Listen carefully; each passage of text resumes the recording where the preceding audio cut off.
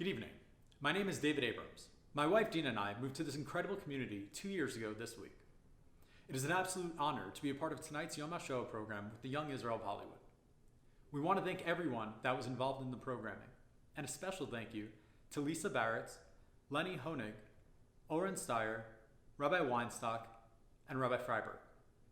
Tonight's discussion is with my grandfather, Aron Bielski, the youngest of 12 siblings.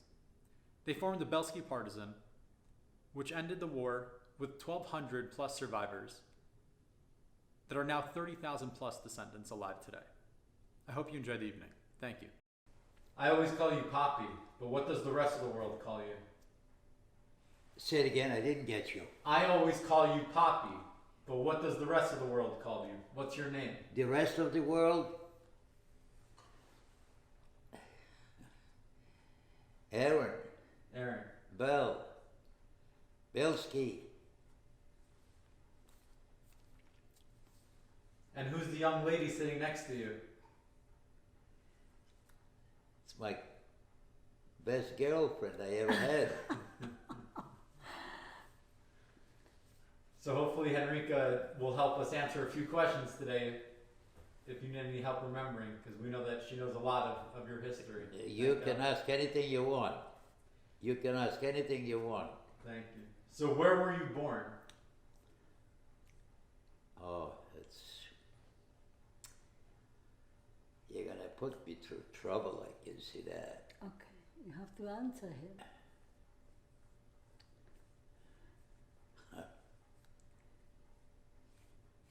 I wish I could be there.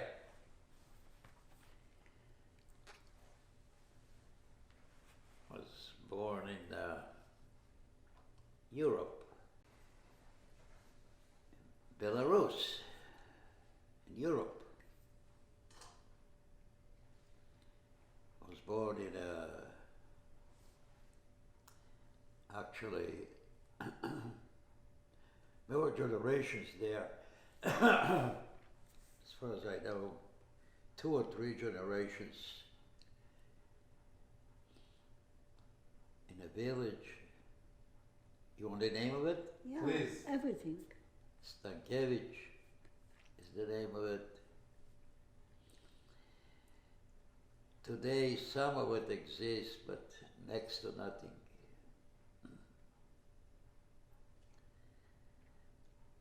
I was born in a amazing place. I get God was always with me. You probably won't believe it.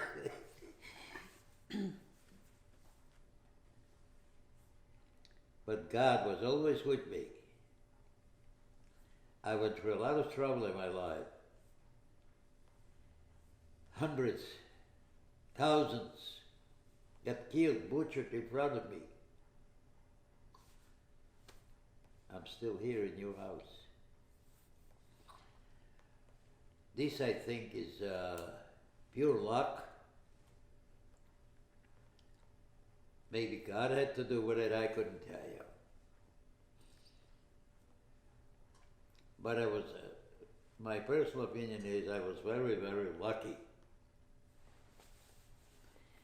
And here I am. What else you want to know? Can you describe your house? I remember when we went together, you described there being a river across. You had a family mill. Oh. How close was your house to the forest? So, depends, to ride on a horse, half an hour, 3/4 of an hour. By foot will take you longer, take you 2 hours. And were there other Jewish families near your family in the village? Right near us? Yeah. No, we were the only Jewish family. A couple of miles away was another Jewish family. Yeah. And that's where the school was? Near the other Jewish families, that's where the Jewish school was? Jewish school. The Talmud school. The Talmud school where you attend. I remember There when was no school in the village. none in the village, right? Not in the village was no school. But Right. where you have to go to the school? Havadok. The closest legitimate school, I think you were there with me, Yeah. Havadok. Yeah. That's I what- I that's remember when we went there together, you reminded me of a story when I was in school. When I was younger, I was being bullied in school. And you helped me, you gave me advice how to get rid of the bullies. Yeah, I was bullied too until I got sick of it. And one morning I said to myself, if they're going to bully me, they used to make fun of me that I come from a village. And they in a city, Navarro. Big deal. But children, you know, could be very cruel if they have the opportunity. For no reason they be cruel.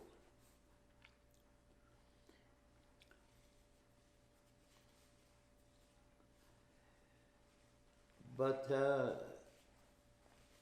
they were cruel to me,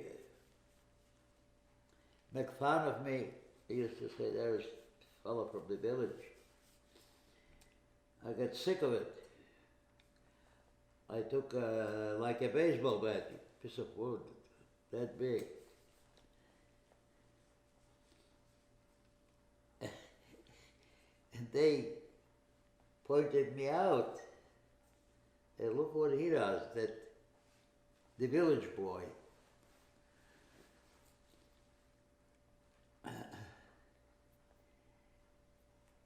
So I said, when I heard it, you know, I'm going back so many years, 90 years, I heard it. I said, look, I could break your legs, I could do anything if you're not going to keep your mouth shut. But I took them like this.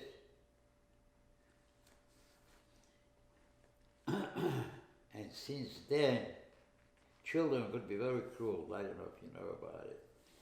Since then, they said, don't start up with him, he's crazy. And I was a lot of my life like this. I was in the Israeli army. They also called me crazy. I want to come back to that. That was one of my questions. Okay.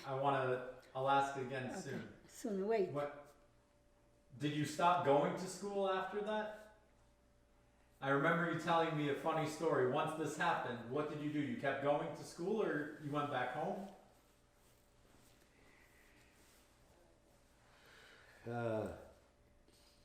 Can I say I think I went back home, and I got beat up at home from one of my brothers. Why did I come back from school? What is this? How old were you when you went back home? Probably 7, 8, or 9, somewhere there, you know. Yeah. I understood what fear is. So I had to be 7, 8, or 9 years old. Because if you're smaller, you don't know what fear is. And when you went back home, Yeah. who was at your house by then? Most of your siblings were older. They had moved out of the house. I was the youngest, of course. You were the youngest of how many siblings? 10 brothers and 2 sisters. And your parents' names? David and Bailey were my parents. And so you're living at home with your parents. Were any of your other siblings living at home with you? I didn't get you. Were any of your siblings living with you at the time when it was you and your parents at home? Yes. Can I say? Was Yeah, she'll know better. Asoyol, Zisol, Yankol, Avraham, Estelle, and Aron, they were Yeah. still home because the older, like Zush, Tevya, was married already, was on close villages live. Yeshia was in the Yeshiva Kamenetz. Already he was on Yeshiva. That's only this what was left at home. Yeah. 7, 8 kids was home. Taibe was married already too, was married to Bielski. And that's really what was at home, that's what I say, the sibling. And they was working in the farm, because they have farm, and they was helping in the mill. Like Asoyer was in the farm, Yankel, Abraham was helping in the farm. And the Sam, they was helping in the mill. No, we had The guy was there too. also a man, a Gentile, that worked steady for us. 2 men. And they learned to speak Yiddish. I don't know, you don't know. What was Kozlowski? Yeah, Kozlowski was helping in the mill too. And after during the war, they would kill him. But he learned Yiddish fluently, like all Jews. He was Gentile. He was a Polish man or a White Russian man? White Russian. White Russian. He learned Yiddish. He was speaking Yiddish with Aaron's father, fluent. Yeah. And he was working in the mill. And the other one was the guy who, after appointed parents to be killed, the policeman. Yeah. I want to get to that in a minute. I'm sorry. Yeah, okay. So we when we were there, we went to Novogrudek. We went to a place to have lunch, and I didn't realize where we were sitting was actually a police station. right. And you told us a story about how your mother had to bring a sack of gold to the police station. Yeah, to let out, they arrested two brothers of mine, Yankel and Abraham. and Avremo, yeah. Avremo was religious, very religious, like you probably. So those lines along ago. From what I remember, your mother went to the police station, but you waited on the outside because they didn't know. You know, they said your mother can go, but if they recognized you, Right, it would right. be a problem. Right, And so your mother went in the police station, gave the chief of police the sack of gold. but he took, I think, whatever she had, but it wasn't enough. Am I right? Yes, he took all the gold what his mother brought to the police station, Right. but he checked and he said not enough. They did not let out Abraham and Yankel because they was already sitting in jail. Right. The mother wanna bail them out for the Yeah. gold, but was not enough. Right. And I gonna mention his mother was wearing Star of David, yellow Star of David, but Aaron, they never wear the Star of David. He was like always. Never. He was like feel privileged person, and he never wear it. And but if he was standing there, the man policeman, his father was working in the farm and the mill, and he point out that is the younger Bielski, and take Aron to the police station. Right. So that, if I remember when we were there, it was when the Germans first came into the area, they got your neighbors, some of your neighbors, to become policemen, and that's how they knew who you were. Who is who? Yeah, correct. And so they pulled you from the street, they brought you to the police station. Brought me to the police station. Yeah, I think they asked me where my older brothers are. Right. And did you give them any information? No, I did not. And Said, so "I what don't did know." they do? Said, I don't know. He said, I'm going to kill you. I closed my eyes and I was waiting to be killed. And then came a sucking No, sin. no. Well, yeah. they They brought you outside and- into the back of the police station, In the back police station, they bring you right? in the police station in the back. And he was digging hole for you, sir. They was digging grave. Maybe I say. They take him to the police station, and they was asking him where his brother are. Soyol Zissel. But he become mute. He don't say no word. And they say, if you don't want to speak, we're gonna take you in the back. You have to dig grave for yourself. If you dig the grave, we're gonna kill you there, and you're gonna be killed. If you have to say where the brother are, and he was completely mute, they let him lying on the grave, and try how big the grave is enough big for him, and they want manipulate with the rifle. They're gonna kill him, but somewhat, and they stop. Can I ask you Yes. to finish that sentence? What happened? They asked you to dig the grave. They Yeah. said get in it, and then what happened? Asked me to dig the grave, so I dig the grave as much as I could, but as a rocky, it was very hard. So they say, dig what you dig. You know, that was just to humiliate you, to scare you. That's why I understood, the way I understand.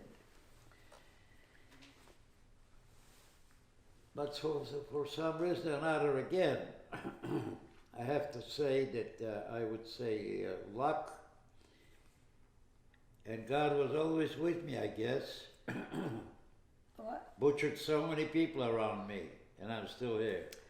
And- I always repeat that. Yeah. I cannot tell you anything different. If he was taken to the police station, there was a lot of people sitting in jail, not only him. And the people saying to him, "Oh, you Jew, you're gonna be killed right away. You Jew, you don't You'll gonna never sur- get out of here. you're never gonna get out from here." But somewhat in the act of God, one of the German men come and he say, you run home. We don't want you here.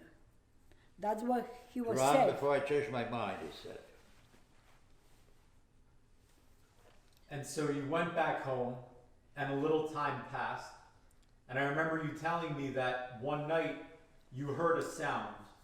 You knew a sound that was approaching. What was the sound? You know what I'm referring to? There Was was- a truck or something, or a car, I don't know. And who drove trucks at that time? And I ran away to hide again. But you knew that I you went knew in. that it was the Nazis in. coming, right? Because it was who else drove a truck at that time? Correct. I want to tell you, they that time, if the truck pulled to their driveway, he saw the policeman and German was jumping from the truck. They come arrest his parents. He was hiding behind stable, yeah? He was behind stable. Right. If he saw it, he ran to the forest.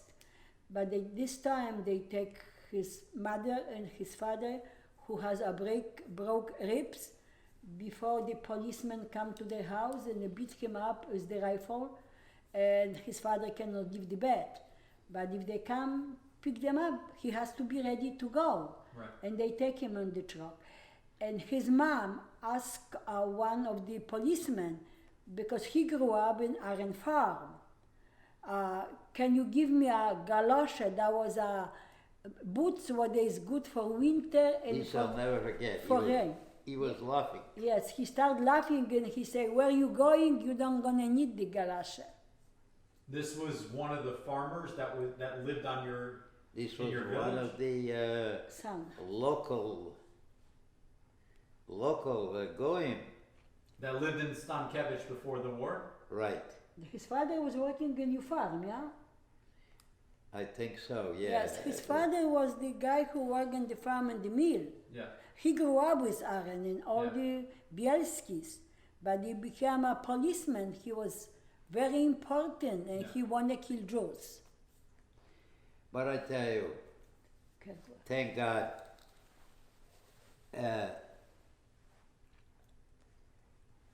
everyone got paid what was coming to him. Can you believe it?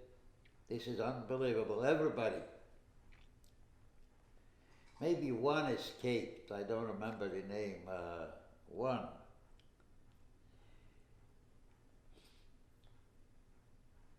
Other than that, they all got paid with interest.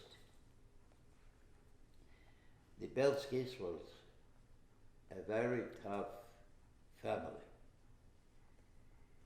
Then, if you want to hurt them, you have to hurt them for good, because if any of them will remain alive, they'll get you. The Bielskis had a very tough name. On good terms, the nicest. Bad terms don't come any worse. Day was Shabbos, was Friday. They take all his parents and the brother from the jail. It was 6,000 Jews one Shabbos. They make 2 dicks, and between the dicks was passage. And they bring all the Jews there to the forest they call Skridlever. And the people was coming to the passage from both sides of the dicks. Was machine gun, was the policeman and German was, and the Jews have to come in the passage, and they were shooting them. Who get the bullets was okay, but he who do not get the bullets was wounded. They landed in the grave, and the earth was moving for a week. The people was choking there because was still alive. They was very alive. That's what we went with you to the massive grave. What I bring the Easter candle. Right. But Aron escaped, that is different, because there was hunting for him. They want to take him back to, but he escaped. But he escaped to the neighbor house. The Polish couple was a white Russian couple. He was sitting in the kitchen, and the police come and they say, the little one escaped. Maybe he hiding here. But the people say, no, we do not hide Jews. And he want to escape from that through the kitchen to the back door. But there was very bad dark, and he was afraid more of the dark than in the German. And the German left, and he was safe. Right. You were hiding in the oven that night, right? In the kitchen? In the kitchen. Yeah. On the top of the oven. And so then you went to the forest. Did your brothers find you? Did you find them? On the exit of the forest, I was waiting. I knew if I wait there, I'll see them sooner or later. And good enough, they knew what went on in our house. They knew that our parents arrested, and they knew that we were terrorized. And so now you're in the forest. You're with your brothers. How was life in the forest? Say it again. Now you're finally in the forest with your brothers. What was life like when you were in the forest? Forest is freedom. This is why, can I make a remark to you? This is why a lot of city people, city Jews, did not escape, because they were living in the city. They thought that woods only live wild animals. They did not know. They did not know that woods means life, sunshine, freedom. You follow me? I do. The life in the woods, can I say, was very, very freedom. but was also very harsh. Come winter, was 30 below, 35, 40 below Celsius. You have to sleep in the snow. You have no oven, nothing to heat you up. You have to sleep what you have. And if they have camp, they have some small heating or something, but before they have the big camp, they was moving all the time because they was hunting like animal all the time. The German, the police, the Russian policeman was after them. It's today they stay one place and tomorrow they have to move to other place. Remember what we was with us? Yeah. First camp was like 5 kilometers from the house. We were sitting on the deck what was there. Yeah. And they move, I don't know how often, but they have to move. They was afraid to stay one place because people knew roughly what they can be and they can come and arrest them. Yeah. I remember you mentioned a story also about you saw the Nazis had a dog and you were laying there and you told me something about freedom and the dog. Yeah, my brother's Cecil said that. I'll never forget it. He said, look at his dog. He's not afraid of anybody. It's not in the camera. He's free. And we're afraid. The dog is not afraid of anybody. We have to hide it, be afraid. But that was outside of the forest. That was on the other side of the road. But you said that in the forest you were free. In the forest, inside, yes, we were free because they didn't know exactly where we at. And then we had arms. And they found out very quickly that we had arms. Then they were afraid, then they sent airplane. Can you imagine?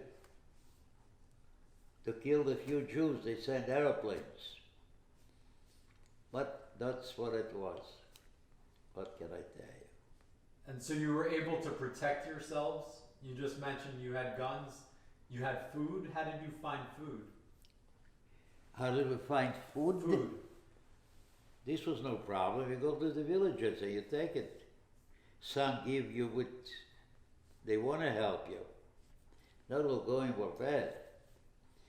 And the one that don't want to help you, you would take by force. But they were going that would not touch. They were better than Jews. Not all going were bad. They human like we are. Yeah. Some good, some bad, some very good, some brilliant. Going put up at stake their lives to help us.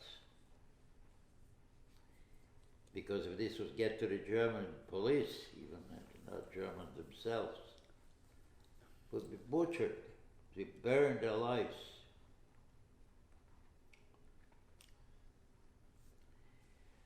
You know, what I would suggest to you, there is written somewhere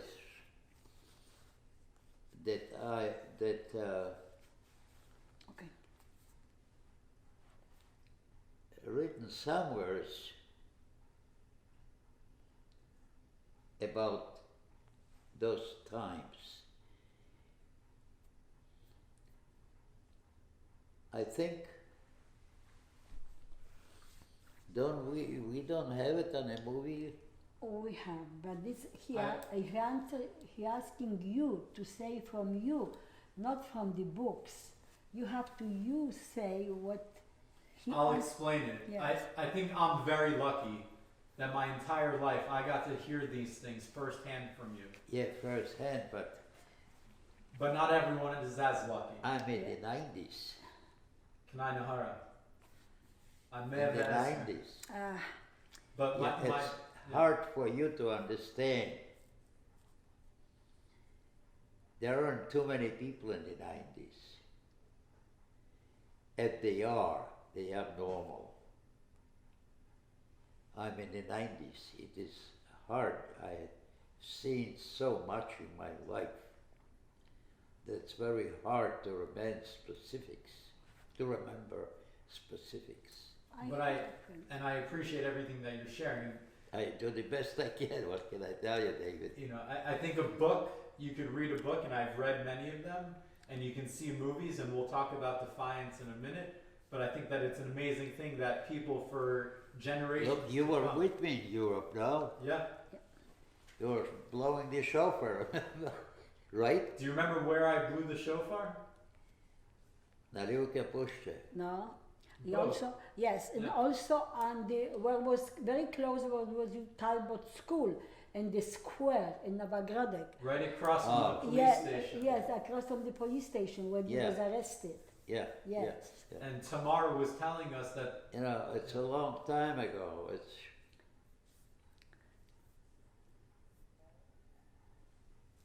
But thank God I'm still here. No. So, going back to the forest, so everybody had different jobs, right? Right. There was, and you told me that the Bielskis made soap and sausage, right? Yes. Yeah. So, there was a barter system. How did it work? That everyone did something different? Sandwiches. Did everybody decide how much they would share, or were there rules? Of course there were rules. Had to be rules. And who made sure that everyone You kept know those? what 1,200 people are? Jews. It's a city. It's a town. It's a city, not a town. It's a city. Teddy was waiting there. Some Jews were very understandable. And they appreciated some. They came to the woods and they wanted to kiss our feet.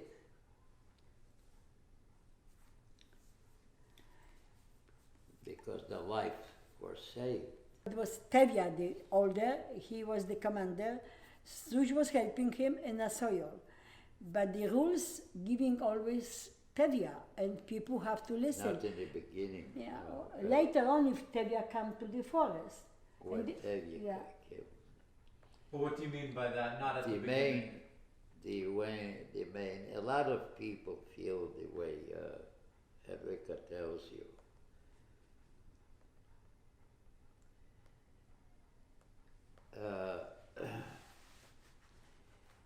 You have to, if you 6 or 7 brothers or sisters, you know, so the Jewish people give the COVID, you know what COVID is, to the Respect. oldest. Yeah. Whether it's coming to him or not, he gets the COVID. Yeah, that's what I say. But in essence, the COVID got Tevye. But in essence,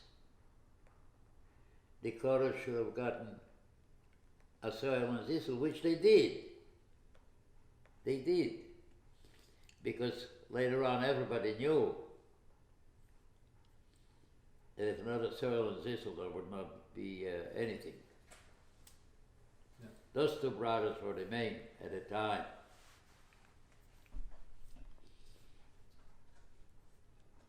Who was older, Asael or Zush? Soil. And so, But they were very little apart, like a year. yeah.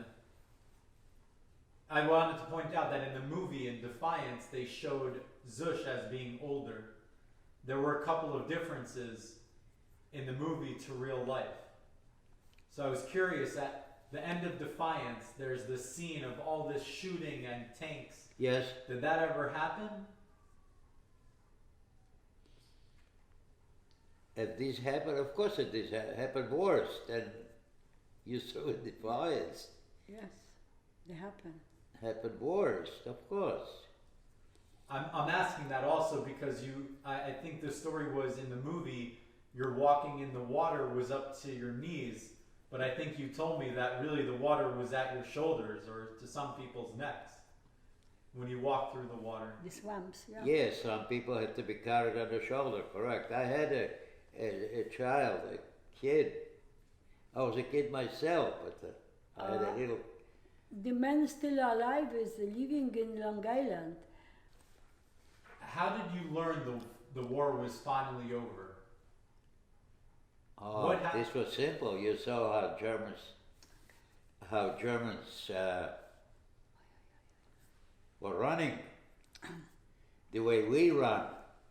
Now they running the other way. They throwing their clothing, their weapons. This was easy. This was easy. But you were hiding in the forest. How did you know? They run through the forest. Oh, they run through the forest to escape. The German, yeah. Of course. They run through the forest and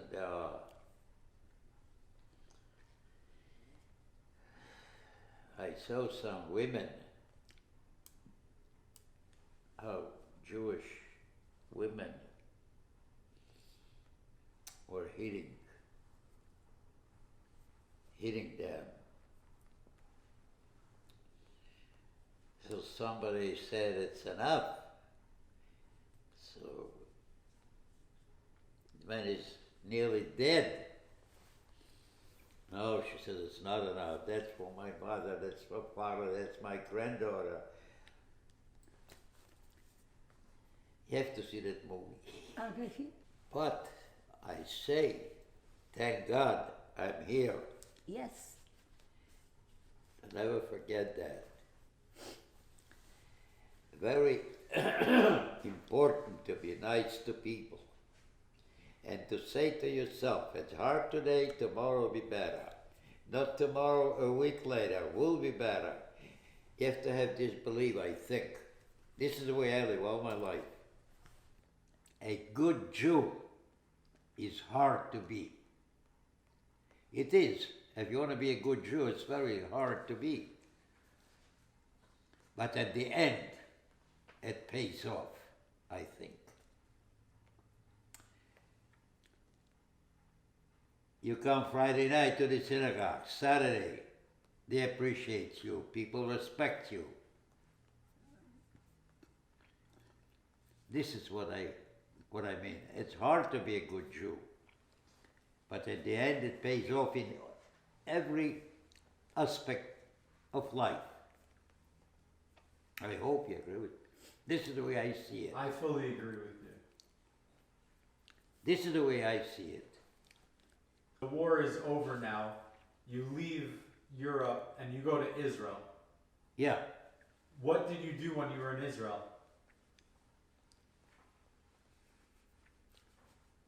Did you keep fighting? Did you stop fighting? What happened? No, in Israel, I think he took me to the army. Yes, maybe because he don't remember everything. He was going to Europe with his brother. Yeah. They went Poland, Czechoslovakia, Hungary, Yugoslavia till they get to Italy. And Italy, he split with his brothers. And Israeli agent that time was Palestine, was looking for a young boy who can They fight. knew that. Yes. The orphanage boy or boys, they coming to Italy. They want to escape Europe. They was there and they was hunting for them. And they all was taking... Looking for them. Yes, they was all taking to the boats to Israel. If Aron arrived to Israel, to Haifa, they have to hide because the British was still there. If they will see them, they will take them and arrest. He was taken to Kibbutz Ayalon. So you were saying the Israelis loved you. I remember you telling me something about when the Arabs were shooting at you. Edbach al-Yahud, they used to kill the Jews. I was laughing. So the Israelis said I'm abnormal. The Arabs are shooting and you're laughing. It don't make sense to them, but compared to the war that I went through in Europe, the Second World War, this was nothing. This was a game. This was nothing. Zero. Zip. Right. So Now that this is all over and you're living here, what motivates you to go back to Nova Grudik when we went back? What makes you want to visit the forest? I will go today. If you want to pay for me, I go. But explain. This is hard to tell. This Yeah. is my personal. I think you want my opinion. I would can love answer it. you. The reason, the way I understand, there was my whole family. I grew up there in Europe. So, in a way, I told this to Putin. Good question. What I say to Putin? I said to him, sir, I have to admire you and respect you because I grew up within Russian people and they saved my life. And imagine, here to shake hands with you. The biggest man today on earth. And he said, let Henrika tell you. He said, no, that is not your privilege, it's my privilege, meet you, because you fight for the independence of our country. You was the first line. I'm here now. Can you imagine to hear this from the strongest man in the world today? Was so nice, amazingly. It's bigger actually they are humble they are. What else you want to know, David? So you did all this, everything was so amazing and the Bielskis saved so many lives. Yeah. Why wasn't it spoken about for so long until the movie came out? Say it again? Why were there so many years where the story wasn't talked about until the movie came out, Defiance? You want my opinion? Please. It was very hard for me. It was very hard to talk about it. But sooner or later, you know, you get used to it and people ask you questions and you open up. It was very hard. What else you want to know? At the very beginning, I asked you your name, and you said Aron Bell, and then you said Bielski. Correct. Why did you switch your name? From Bielski to Bell? Yeah. Well, this is easy. First of all, I had here a brother.